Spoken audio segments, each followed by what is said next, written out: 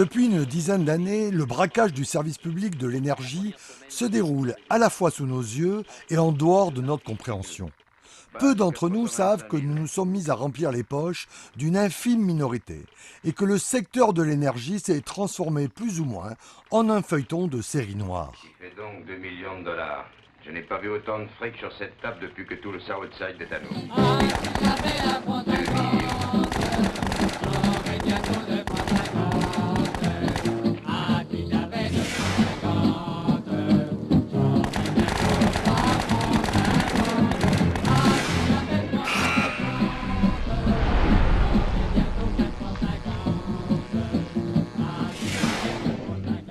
Notre ami Jean-Louis Borloo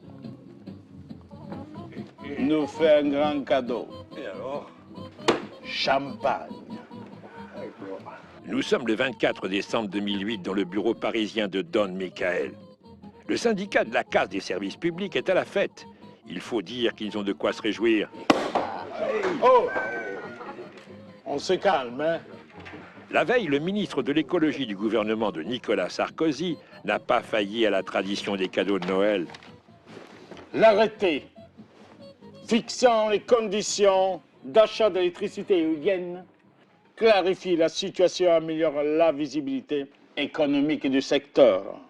Les levées des fonds, les projets, le financement vont se multiplier avec les montants inconnus de ces dernières années. Eh ben ça, c'est pas du vent. Les gars, c'est le jackpot!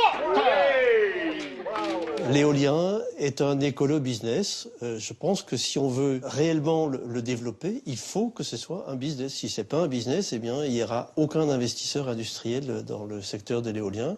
Voilà, on trouvera le bon équilibre, mais on ne laissera pas passer la technologie éolienne. On serait les seuls au monde, voilà. Cette réunion de travail sur l'évolution des mécanismes de soutien aux énergies renouvelables est très importante.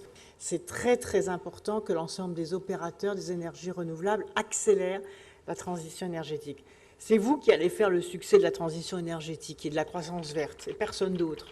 De Ségolène Royal à Jean-Louis Borloo, en passant par Yves Cochet ou Nelly Olin, tous les ministres de l'écologie depuis 17 ans ont fait ce choix de l'écolo-business.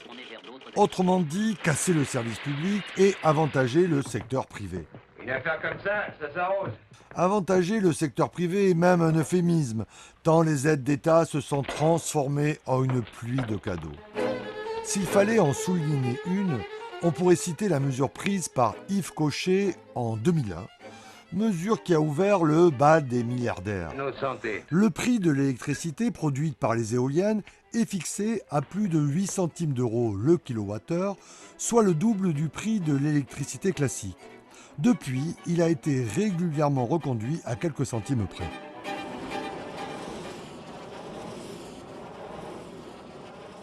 Ici, sur les terres fertiles des Hauts-de-France, les éoliennes se sont mis alors à pousser aussi bien que les céréales. Une véritable ruée vers le nord pour des investisseurs de tout genre. Préparez-vous.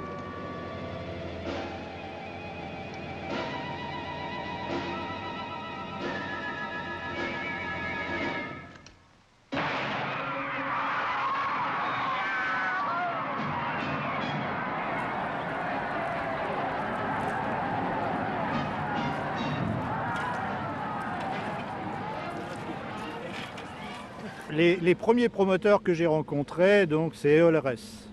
À l'époque, dans nos communes, à l'époque je travaillais en commune, avant d'être directeur de communauté de communes, c'était carrément la foire d'empoigne au niveau des communes pour savoir qui allait avoir les éoliennes, parce que c'était véritablement la manne. On nous promettait des emplois, on nous promettait de la taxe professionnelle et on nous promettait même du tourisme. Il y a des quarts entiers de touristes qui allaient venir visiter ces merveilles. Très clairement, à l'origine, j'étais favorable à l'éolien. J'ai cru, comme une grande majorité de Français, que c'était le moyen de se débarrasser du nucléaire d'abord, et puis aussi le moyen de redynamiser nos territoires ruraux. J'étais convaincu qu'on avait trouvé là la solution au grand problème de l'énergie et de la préservation de la planète. Oui.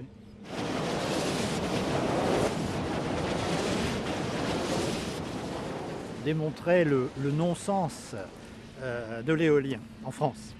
Le 1er janvier 2018, il s'est trouvé qu'il faisait relativement bon et par contre il y avait du vent.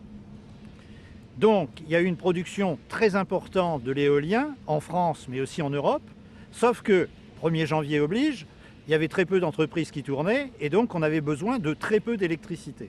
Résultat, sur le marché, l'électricité, qui était carrément en surproduction, se vendait pour rien. À un moment, il était coté à moins 15 euros.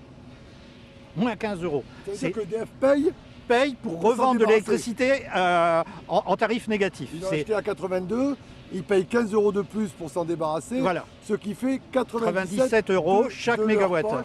Voilà. Enfin, je dirais de leur poche. Oui, si, enfin de la poche du consommateur. De la poche du consommateur. Et alors pourquoi de la poche du consommateur, monsieur Messier ? Parce que tout simplement, le consommateur paie ça au travers de cette fameuse taxe qui a été instituée et qu'on retrouve sur nos factures d'électricité qui s'appelle la CSPE. Il faut retourner la facture. Il faut retourner la facture.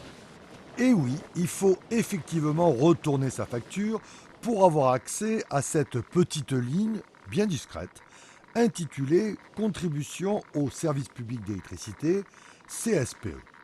Dans ce cas précis, la note s'élève tout de même à plus de 88 €, soit près de 16% de la facture. Vous n'êtes pas plus avancé pour autant si vous ne savez pas à quoi sert justement cette CSPE.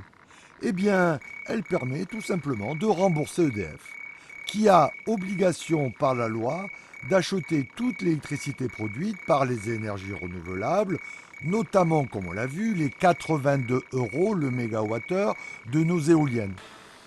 En 2018, cette contribution s'élève à pas moins de 8 milliards d'euros, dont 69% consacrés au surcoût des énergies renouvelables, payés, pour résumer, par tout un chacun d'entre nous. 20 millions de mégawattheures d'électricité sont produits chaque année et donc ces mégawattheures sont achetés donc par EDF au tarif que j'indiquais, 82 € et revendus, si on considère au prix moyen, à 45 €. Donc il suffit de faire la multiplication pour prendre l'ampleur du hold-up, puisqu'il s'agit d'un véritable hold-up. Alors les montages financiers, c'est assez opaque, ça on n'a pas vraiment accès. Ce qu'on sait par exemple, c'est qu'il y a des gens qui sont spécialisés dans l'installation, la promotion et la maintenance d'un parc éolien. Comme ici, on voit, c'est marqué Enertrag, mais ce n'est pas du tout le propriétaire. C'est un prestataire. Le propriétaire, ici, c'est un fonds de pension qui est basé à Londres.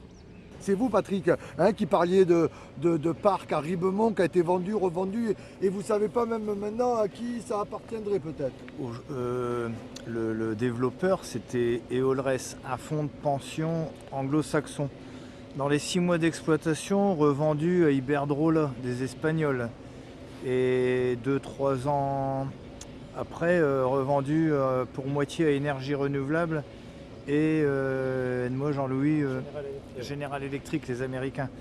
Et apparemment, ce serait une société allemande qui... Donc on est déjà au 4e exploitant. Pour l'essentiel, de toute façon, derrière ça, on a des fonds de pension qui viennent quelquefois d'Australie. C'est complètement fou. Mais ils ont trouvé la poule aux œufs d'or. Vous avez un pays, puisque c'est de ça dont il s'agit, qui consent des conditions absolument extraordinaires à des financiers, à des banquiers, qui leur assurent des revenus absolument considérables. Voilà, monsieur, vous achetez un parc éolien, enfin vous devenez propriétaire d'un parc éolien, on vous garantit pendant 15 ans qu'on va vous acheter l'électricité qui est produite à un tarif qui est le double, voire le triple du prix du marché. Et puis, vous connaissez grosso modo la production prévue. Le développement des ENR ne doit pas non plus être un effet d'aubaine et un système spéculatif qui se met en place. Ça, c'est pas acceptable. On a eu des expériences assez désastreuses par le passé. Maintenant, je pense que les choses se sont quand même modernisées et clarifiées. Il faut qu'il y ait des rentabilités qui soient garanties. Et alors, effectivement, ces investisseurs ne sont pas nécessairement des militants écolos. Viva l'éolienne. Allez. Salut. Salute. Et pace. Et puis c'est des opérations de verdissement, on va dire. C'est-à-dire que tout d'un coup, on se donne une image vertueuse et écologique, cette fameuse image qui est véhiculée dans les médias. Alors ici, c'est intéressant parce qu'on est sur un parc qui a bougé et qui a atterri dans une entreprise qui n'est pas forcément verte. Racontez-moi un peu. Alors ce parc en fait appartient à la société Ikea. Alors, on pourrait être surpris effectivement de découvrir Ikea dont le magasin le plus proche, je viens de le préciser, se trouve à Reims, c'est-à-dire environ 150-180 km d'ici. Et si on en croit Ikea, il doit y avoir un fil qui part du pied de la machine là-bas et qui fait 180 km jusqu'au magasin Ikea qui affirme haut et fort qu'effectivement ils dépendent exclusivement d'énergie renouvelable. Donc c'est ça. Ils ont vendu cette opération à la presse et il y a plein d'articles de presse qui parlent de ça, comme quoi maintenant ils éclairent leur magasin avec l'énergie renouvelable. Avec les éoliennes de Noyal, ce qui est formidable, oui. L'électricité qui est produite ici donc, est vendue à EDF 82 € le mégawattheure. Donc ça c'est la première chose. Donc, et EDF gagne des sous avec. Donc ils gagnent de l'argent. En plus, ça leur permet de disposer de bons à polluer, ça c'est le deuxième élément, et surtout c'est un système d'optimisation fiscale. Et des sociétés comme Ikea, on en trouve un petit peu partout. Vous avez aussi par exemple Bricorama qui est propriétaire de parcs éoliens, et vous avez tout un tas de sociétés comme ça. Le fait qu'on puisse faire du fric, et même d'une manière un peu tordue avec des énergies renouvelables, on le fait avec tout. Donc le fait qu'on les fait avec les renouvelables, dans des conditions donc, qui ne sont pas claires, qui ont échappé un peu au pouvoir public, me scandalise, mais en même temps ne m'étonne pas, parce que c'est un phénomène général du néolibéralisme de faire du fric avec tout et n'importe quoi. Quelle mémoire de moineau, ce Yves Cochet. Il a complètement oublié que c'est lui, ministre en 2001, qui a fait que certains aujourd'hui se remplissent copieusement les poches de manière un peu tordue. Et c'est grâce à lui, entre autres, que le département de l'Aisne est devenu une terre de jeu pour les nouveaux aventuriers de l'éolien. En une dizaine d'années, environ 500 turbines ont vu le jour, sans compter les multiples projets en étude. Prenons l'exemple de Jean-Philippe Ethuin, cet ancien négociant en céréales, ancien propriétaire de Grénor, société de distribution, entre autres de produits phytosanitaires, s'est reconverti brusquement dans l'éolien avec sa société Escoffi. Ça permet aussi de donner une image verte à une entreprise qui utilise énormément de transport routier, par exemple. Oui, parce que le négociant, c'est celui qui transporte normalement les ce céréales. qu'on appelle les intrants, ce qui va être nécessaire à la culture, les engrais par exemple, et puis qui d'un autre côté va aller acheter la récolte. Donc c'est des camions sur la route, c'est énormément de camions et c'est énormément de péniches. Dans la commune de Landifay et Bertheignement, Jean-Philippe Ethuin installe actuellement le parc de la Mutte, composé de 6 turbines. L'agriculteur propriétaire de ces terres est connu ici pour ses élevages industriels et géants de poules et de taurillons. Un sacré écologiste aussi.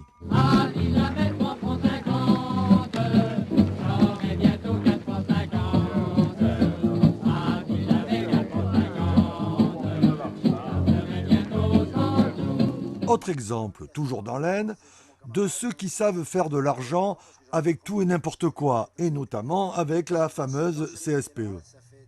Paris Moratoglou, un polytechnicien, a débuté sa carrière aux États-Unis, notamment dans l'hydraulique.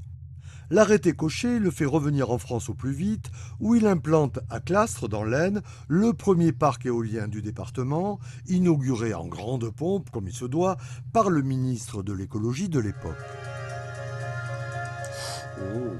Adossé à EDF, via sa filiale EDF Énergie Nouvelle, il devient en quelques années 58e fortune française.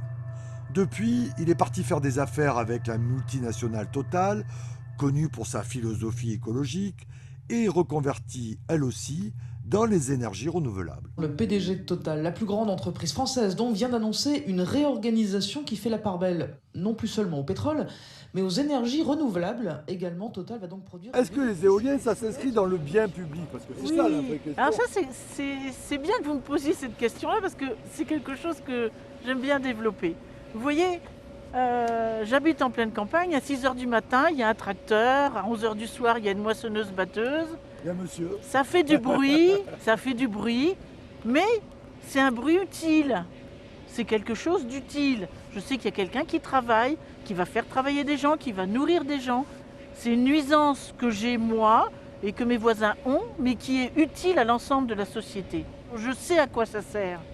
Mais ça, ces machins-là, dès que je creuse, ça sert des intérêts privés.